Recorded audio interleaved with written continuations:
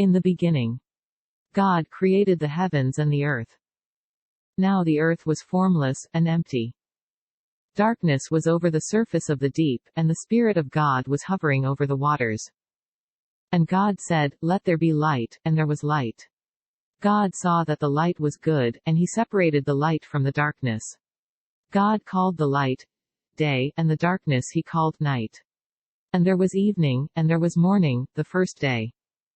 And God said, "Let there be a vault between the waters to separate water from water."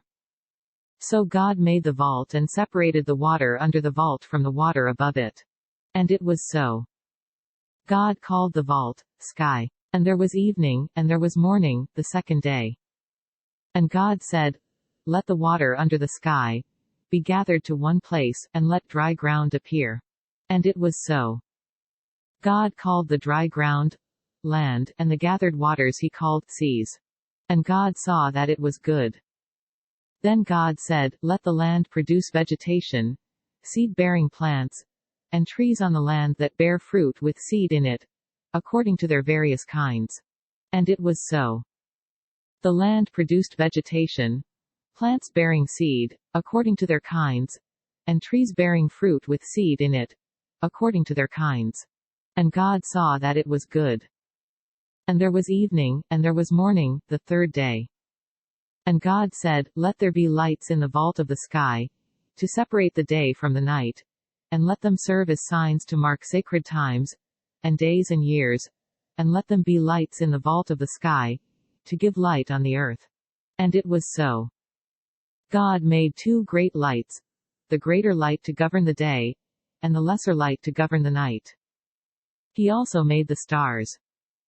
God set them in the vault of the sky to give light on the earth, to govern the day and the night, and to separate light from darkness. And God saw that it was good. And there was evening, and there was morning, the fourth day. And God said, "Let the water teem with living creatures, and let birds fly above the earth across the vault of the sky." So God created the great creatures of the sea, and every living thing with which the water teems and that moves about in it, according to their kinds, and every winged bird, according to its kind. And God saw that it was good. God blessed them and said, "Be fruitful and increase in number and fill the water in the seas, and let the birds increase on the earth." And there was evening, and there was morning, the fifth day. And God said, "Let the land produce living creatures according to their kinds, the livestock, the creatures that move along the ground, and the wild animals, each according to its kind." And it was so. God made the wild animals according to their kinds, the livestock according to their kinds, and all the creatures that move along the ground, according to their kinds. And God saw that it was good.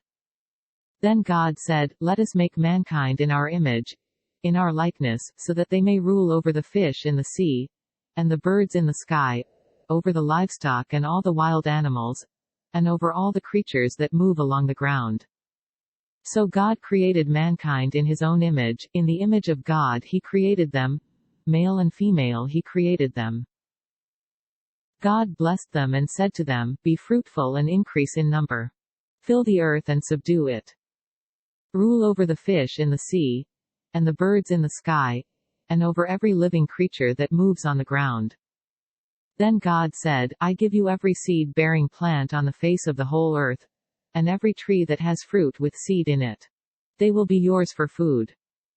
And to all the beasts of the earth, and all the birds in the sky, and all the creatures that move along the ground, everything that has the breath of life in it, I give every green plant for food."